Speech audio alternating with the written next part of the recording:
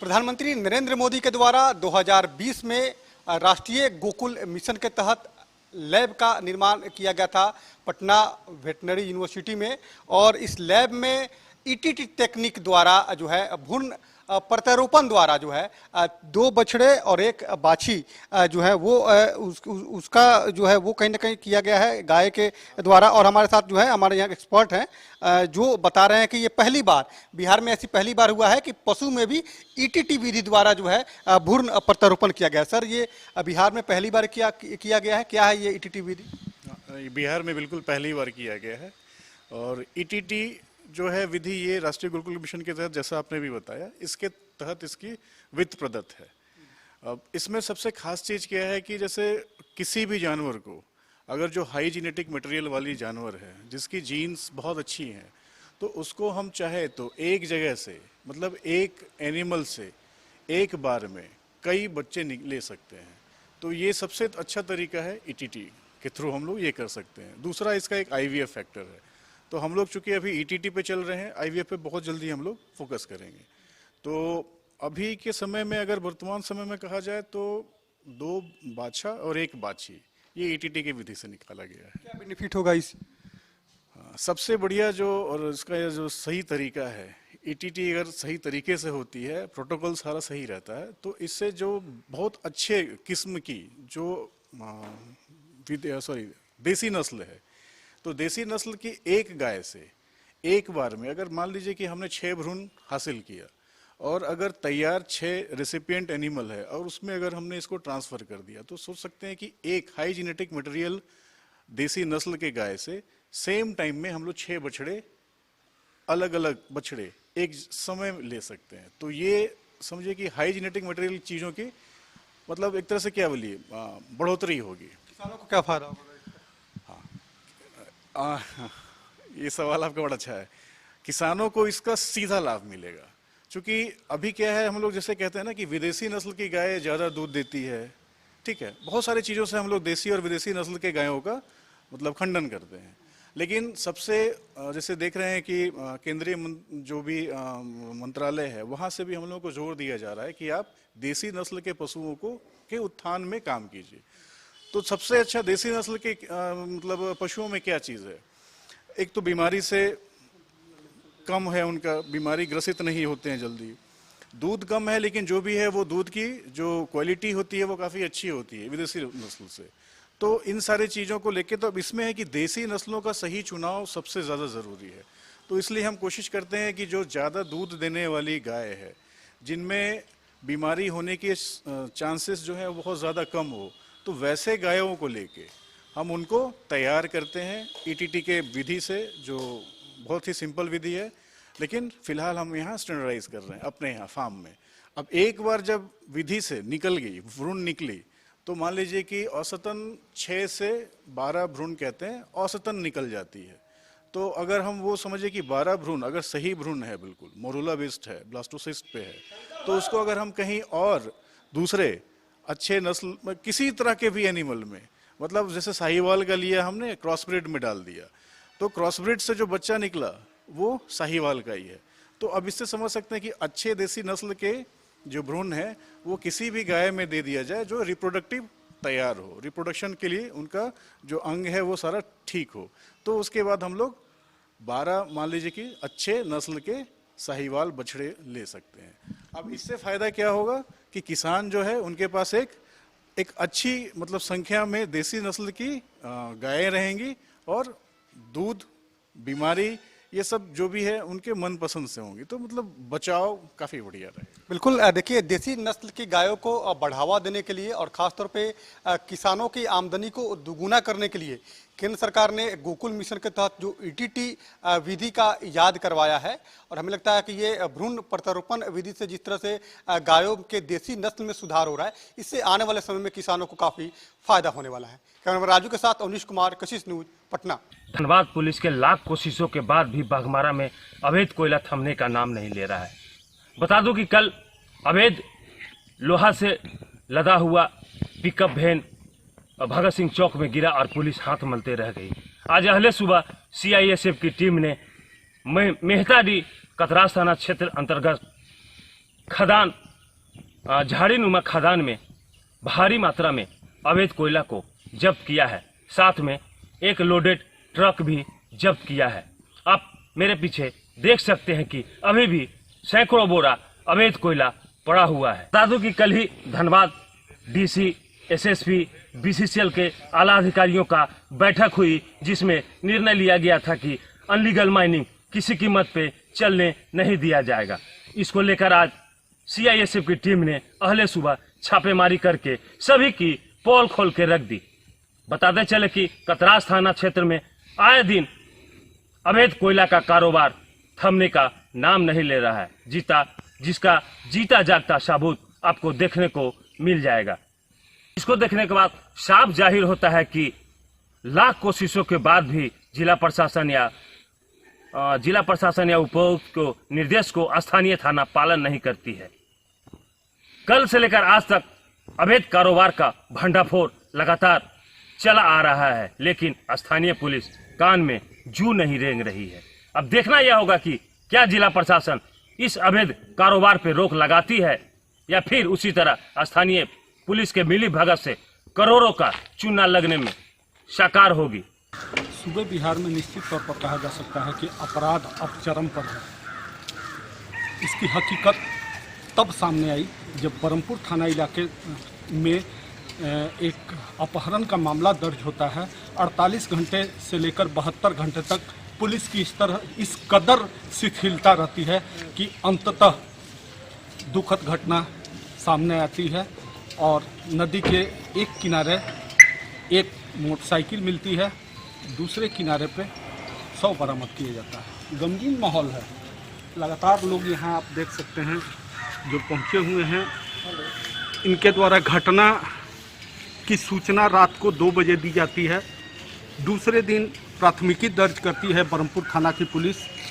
लगातार पुलिसिया अनुसंधान का दावा किया जाता है। तमाम तरह की घोषणाएं की जाती हैं कि जल्द ही मामले का उद्भेदन कर लिया जाएगा, लेकिन अंततः जो परिणाम सामने आता है एक बड़ा ही दुखद परिणाम सामने आता है। शनिवार की रात 7:45 बजे के करीब घर से बोल के निकला कि हम 10 मिनट में आ रहे हैं। हम लोग को ऐसा लगा किसी से मिलने जा रहा है और बगल में ही हम लोग का मार्केट है 3 किलोमीटर दूर बरमपुर से रास्ता। हम लोग को लगा कि वहाँ हो सकता है किसी से मिलना, कुछ काम पड़ गया हो। लेकिन उसके बाद 1 घंटा 1.5 घंटा नहीं आया तो लाजमी है कि 9 बजे के बाद आदमी थोड़ा टेंशन में आ जाता है।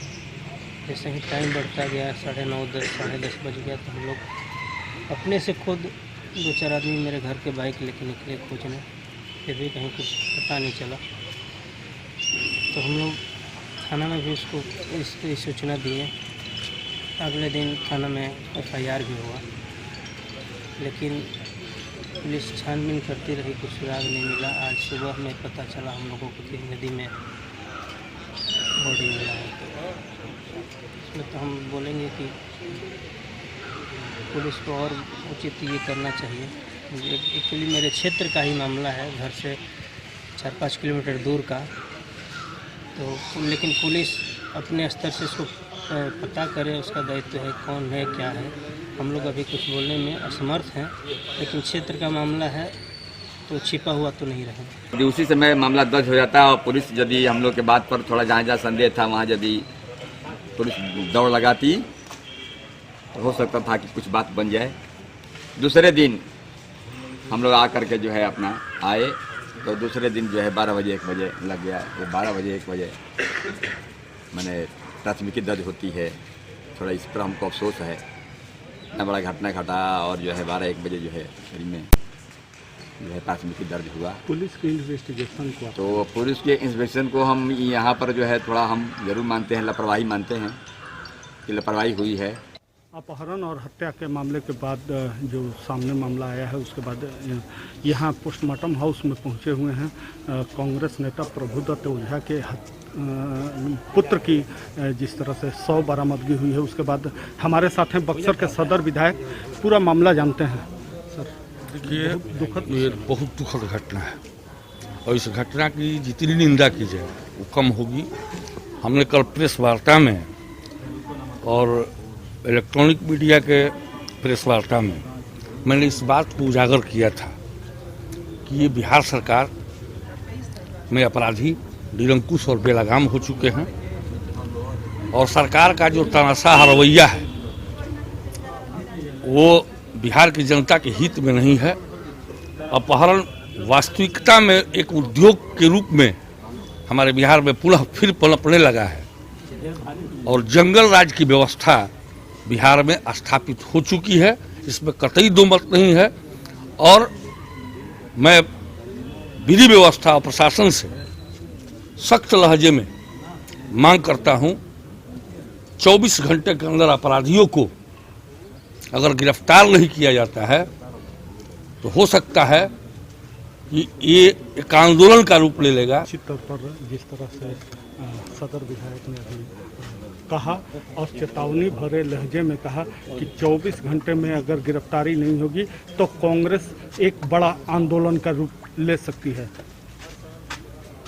कैमरा पर्सन इंद्रकांत तिवारी के साथ बबलू उपाध्याय, कशिश न्यूज, बक्सर। सरकारी योजना के तहत महिलाओं के बीच ट्रैक्टर और ऑटो का वितरण किया गया। आप देख सकते हैं वो तमाम ट्रैक्टर हैं, वो तमाम महिलाएं हैं जो कि जिनके बीच ये वितरण किया गया।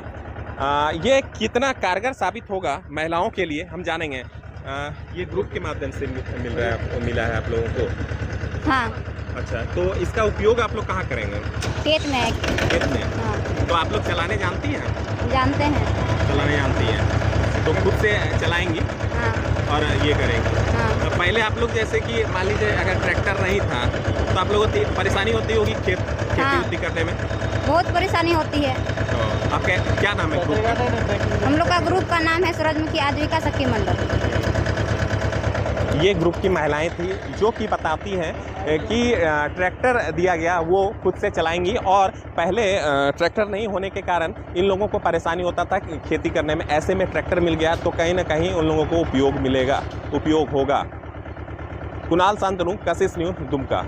के गर्दनी बाग में एसटीटी अभ्यर्थियों का आमरण अनशन शुरू हो गया है। ये नज़ारा हम आपको दिखाना चाह रहे हैं। देखिए, एसटीटी अभ्यर्थियों का आमरण अनशन शुरू हो गया है और ये लोग अपनी मांगों को लेकर आमरण अनशन कर रहे हैं। इनका कहना है कि सरकार लगातार इनके मांगों को ठंडे बस्ते में डाल रही है और कहीं ना कहीं अब एक ही उपाय है, लोकतांत्रिक तरीके से आमरण अनशन किया जाए और इसी को लेकर आज ये आमरण अनशन कर रहे हैं। अब सवाल देखना है, हम इनसे बात करेंगे कि किस तरीके से कहीं ना कहीं इस पूरे मामले में इनकी मांग क्या है और इस पूरे मांग को लेकर हम इनसे बात करेंगे।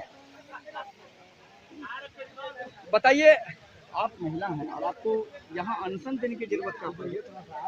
देखिए, ये हमारा दुर्भाग्य है कि हम लोग स्कूल के बजाय सड़कों पे खाक धूल छान रहे हैं यहाँ पे, लेकिन अब ये सरकार जो है सीधी भाषा से अब इसे समझ में नहीं आ रही है। अब हमने जो रास्ता इख्तियार किया है वही रास्ता सही है और हमारी मांग है कि हमें अविलंब नियुक्ति दीजिए और हमें इस भ्रष्टाचार से मुक्ति दीजिए। हम लोग थक गए हैं आपकी इस भ्रष्टाचारी सरकार से, जो नियोजन में भेजकर हमें फिर से पैसे का लेन देन और बिना मतलब के जो मेरिट अभ्यर्थी हैं उन्हें भी परेशान करने का षड्यंत्र किया जा रहा है। मेरी मांग सरकार से यही है कि हम लोग जो इतना मेहनत करके मेरिट लिस्ट में आए हैं, हम लोग का जल्द से जल्द नियुक्ति किया जाए और जो सरकार मेरिट और नॉन मेरिट को दोनों को मिला के जो लड़वाने का खेल कर रही है, ये खेल बंद करे सरकार।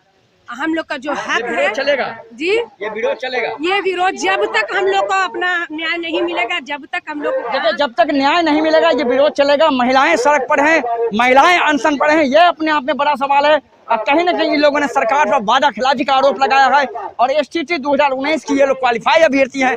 इनका कहना है कि अविलंब कहीं ना कहीं इन्हें नियुक्ति मिलना चाहिए।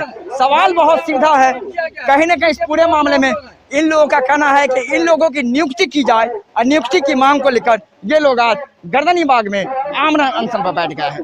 मर्दुबालम, कशिश न्यूज पर। फिलहाल रुकते एक छोटे से ब्रेक के लिए। ब्रेक के बाद भी ग्राउंड जीरो से हमारी एक खास रिपोर्ट जारी रहेगी। सिवान में स्वास्थ्य विभाग की बड़ी लापरवाही सामने आई है। जी हां, हम बात कर रहे हैं कोविड से जुड़े हुए मैटर। आपको बता दें कि सिवान में कई ऐसे घर हैं, उन घर के लोगों के मोबाइल पर लगातार मैसेज आ रहे हैं। मैसेज वो कोविड के दूसरे इंजेक्शन की। हालांकि इसकी पड़ताल करने जब हम एक घर में पहुंचे हैं तो पड़ताल में मामला सच पाया गया है। उस मामले में ये जानकारी मिल रही है कि मैसेज दूसरे इंजेक्शन का आ चुका है मोबाइल पे, लेकिन जो इंजेक्शन लेने वाले लोग हैं उन लोगों का कहना है कि हमने दूसरा इंजेक्शन अब तक लिया ही नहीं है, दूसरा डोज हमने लिया ही नहीं है। ऐसे में एक मकान में हम पहुंचे हुए हैं महादेवा में। हम उन लोगों से बात करेंगे, वो दंपति हैं और दोनों दंपति से हम बात करेंगे कि आखिर जो मैसेज आया है वो मैसेज में क्या इंडिकेट किया गया है। उनसे हम ज़रा चर्चा कर लेते हैं। ये बताइए कि मैसेज आपको आया है, मैसेज में क्या लिखा गया है, क्या बताया गया है? ये 3 तारीख को 3/10/2021 को हमारे मोबाइल पे शाम को 4:30 बजे ये मैसेज आया कि आप सेकेंड डोज वैक्सीनेटेड हो चुके हैं, जबकि हमने वैक्सीनेशन नहीं लिया है। इसके लिए हम पता करने के लिए गए दूसरी जगह, तो वहाँ वो लोग बताए कि सर आपका सेकेंड डोज लग चुका है, इसका सर्टिफिकेट जनरेट हो गया है, जिसकी वजह से आपको वैक्सीनेशन नहीं मिलेगी। अब इसकी ये सरकार की हो या स्वास्थ्य विभाग की हो, जिसकी भी गलती हो, उसकी वजह से क्या हुआ कि अभी हमें सेकेंड डोज लेने में दिक्कत आ रही है। अब ये सरकार का काम है कि वो सिर्फ सर्टिफिकेट जनरेट कराना चाहती है या लोगों को वैक्सीनेट कराना चाहती है। मेरा नाम हुआ महेंद्र प्रताप सिंह। देखिए, बिल्कुल ये महेंद्र प्रताप जी हैं और ये साफ तौर पे कह रहे हैं कि गलती किसकी हो। हालांकि गलती से क्या है, इनको तो कोई परेशानी उस गलती से है नहीं, लेकिन इन्हें एक परेशानी है कि अगर कोविड का इंजेक्शन लेने के लिए अगर कहीं दूसरे सेंटर पे ये जाते हैं तो इनका मैसेज, इनका जो सर्टिफिकेट जनरेट हो चुका है उसमें काफ़ी परेशानी हो रही, क्योंकि वहाँ बताया जाता है कि दूसरा डोज आप ले चुके हैं। इनकी पत्नी है, इनसे ज़रा हम बात कर लेते हैं। आपने क्या दूसरा डोज लिया है? नहीं, मैंने भी नहीं लिया और मेरा भी वैक्सीनेशन का सेकेंड डोज का सर्टिफिकेट आ चुका है कि हमने ले लिया, लेकिन मैं जिस स्थान पे गई वहाँ पे मैं नहीं ले पाई। आप भी नहीं ले पाई? नहीं। क्या नाम हुआ आपका? मनीषा सिंह। देखिए, ये मनीषा जी हैं और ये भी साफ तौर पे कह रही हैं। एक और दंपति हैं, ये यहाँ पहुँचे हुए हैं और अपनी बात रखने के लिए। क्या मैसेज आया आपके मोबाइल पे? आया है कि मैं वैक्सीन ले चुकी हूँ। वैक्सीन नहीं ली है? अभी नहीं ली हूँ। नहीं ली है? नहीं, पहला डोज ले चुकी हूँ और दूसरा नहीं ली हूँ। अच्छा, ये पहला डोज कहाँ लेने गई थी आप? चकिया। हाँ। तो ये जो मैसेज आपको आया है, किसकी लापरवाही मान रही है? देखिए, आप बताइए, आप मैसेज आया है, लापरवाही किसको मानते हैं? स्वास्थ्य विभाग की है, जो ऑलरेडी जो एंट्री कर रहे हैं लोग, उन लोगों का ये लापरवाही है। आपको दूसरा डोज आपको नहीं मिल पा रहा है? दूसरा डोज मिलने में दिक्कत हो रहा है। मिला ही नहीं है अभी तक? नहीं, अभी तक मिला ही नहीं। ऑलरेडी मैसेज सक्सेसफुल आ गया है, सर्टिफिकेट जनरेट हो चुका है। क्या नाम हुआ आपका? मेरा नाम मनोज कुमार मिश्रा हुआ। देखिए, ये मनोज जी हैं और ये साफ तौर पे कह रहे हैं कि दूसरा डोज नहीं लिए हैं और उसका लेने का मैसेज आ चुका है मोबाइल पे। तो आप समझ सकते हैं कि शहर के अंदर एक घर है, एक परिवार है, ऐसे कई परिवार हैं जिनके मोबाइल पर यह मैसेज जा चुका है और उन्हें दूसरा डोज नहीं मिल पाया है। हालांकि सरकार कटिबद्ध थी कि दूसरे डोज जो 2 तारीख है, 2 अक्टूबर है, उस दिन से दूसरे डोज देने के लिए सरकार लगातार लोगों से अपील भी कर रही है कि दूसरा डोज ले लें, लेकिन ये बहुत बड़ा फर्जीवाड़ा दिख रहा है और ये सिवान स्वास्थ्य विभाग का फर्जीवाड़ा है, क्योंकि इंजेक्शन को कैसे बेचा जाए, जो हमारे सूत्र बता रहे हैं कि वो इस इंजेक्शन को बेचने के लिए स्वास्थ्य विभाग के कर्मी इस तरह की हरकत कर रहे हैं। अब देखने वाली बात ये होगी कि जब खबर चलेगी तो सिवान स्वास्थ्य विभाग के जो उच्च अधिकारी हैं उनकी आंखें खुलती है या नहीं। कैमरामैन पौरुष कुमार के साथ निरंजन कुमार, कशिश न्यूज़, सिवान। इसकी जिम्मेवारी कौन लेगा? अगर हम लोग बीमार होंगे तो पूरी जिम्मेवारी जिला प्रशासन को लेनी होगी। ये जिस तरह से जल जमाव है, वाकई ये परेशानी की जो है परिस्थितियों का सामना करना पड़ रहा है। इससे और भी छात्र हैं, उनसे जानने की कोशिश करेंगे क्या समस्या है इस जल जमाव से, किस तरह की कठिनाई। इससे पहले अगले साल भी हम लोग जो है जिला कल्याण पदाधिकारी को इसकी सूचना दी थी, ठीक है। उसके बाद जो है ऐसे आता है, टेम्प्रोरी पाइप लगाता है और बिल पास करा लेता है, रुपया उठ जाता है, लेकिन यहाँ पे कोई सुचारू ढंग से कोई काम नहीं होता है। ठीक है। अभी क्या समस्या है पानी को अभी लेकर? यही समस्या, हम लोग जाते आते हैं, लेकिन शौचालय का पानी जो है इसी में आता है, पाइप टूटा हुआ है और लैट्रिन सब इसी में बहता है, तो हम लोग जाते आते हैं तो काफ़ी परेशानी होती है। इससे आगे चल के जो है हम लोगों को बीमारी का सामना करना पड़ सकता है। कल एगो बच्चा का मोबाइल भी गिर गया सर, पानी से खराब हो गया उसका मोबाइल। क्या हो गया? मोबाइल गिर गया हाथ से सर, इसमें मोबाइल खराब हो गया सर। तो ये यहाँ पर छात्रावास में जिस तरह से जल जमाव की समस्या बनी हुई है, इससे रह रहे छात्रों को काफ़ी कठिनाइयों का सामना करना पड़ रहा है।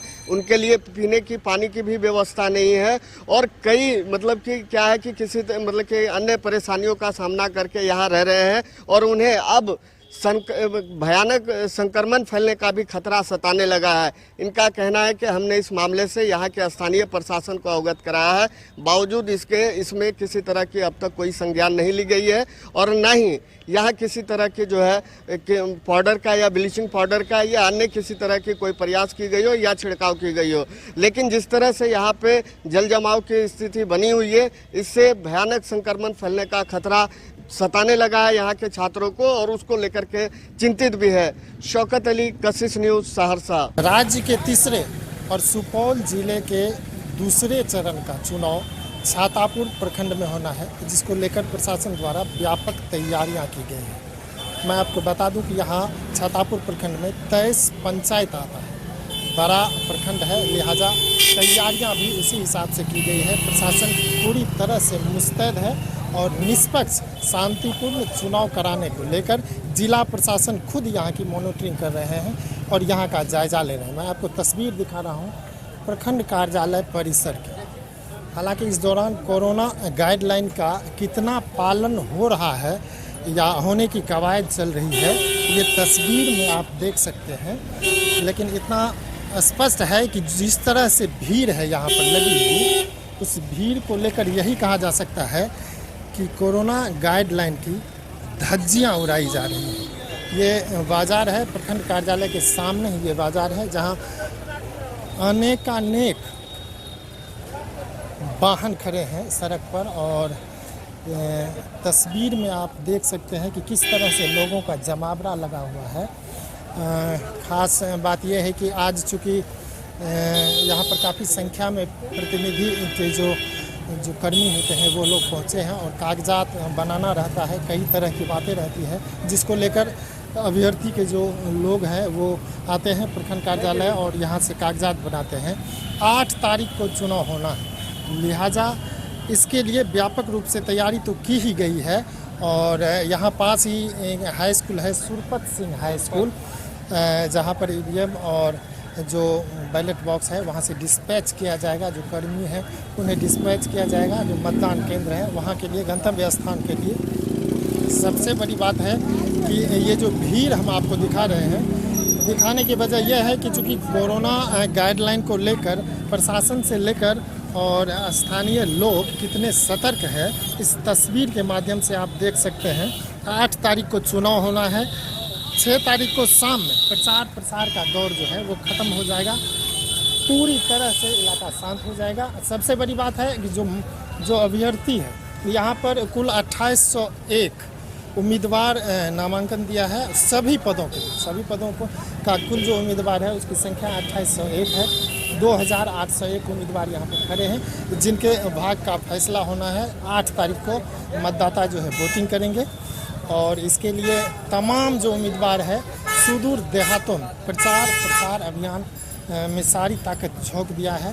पैदल मार्च हो, बाइक की रैली हो या फिर 4 पहिया वाहनों के साथ हो, और कई तरह के हथकंडे अपनाए जा रहे हैं ताकि किसी तरह चुनाव को जीता जा सके और इसके लिए तमाम तरह की कवायद जो है उम्मीदवारों द्वारा की जाए। 8 तारीख को चुनाव होना है, ऐसे में सारी तैयारी अंतिम रूप में है और जो कर्मी हैं उनको जो है जो कागजात बनाना रहता है उस बात को लेकर प्रखंड कार्यालय में जमे हुए हैं और प्रशासन पूरी तरह से मुस्तैद है। कशिश के लिए सुपौल से सुभाष चंद्र। और इसके साथ इस ग्राउंड जीरो में फिलहाल हमारे साथ इतना ही। आप देखते रहिए कशिश न्यूज। नमस्कार।